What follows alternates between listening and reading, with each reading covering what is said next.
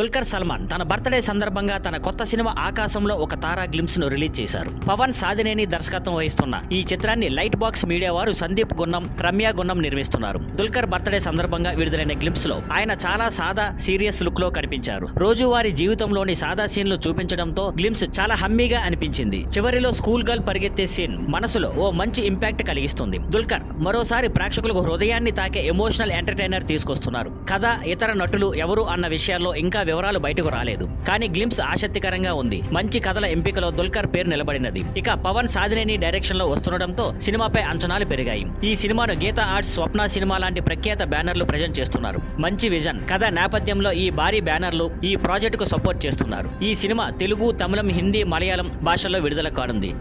Thank you for watching. Please like, share and subscribe.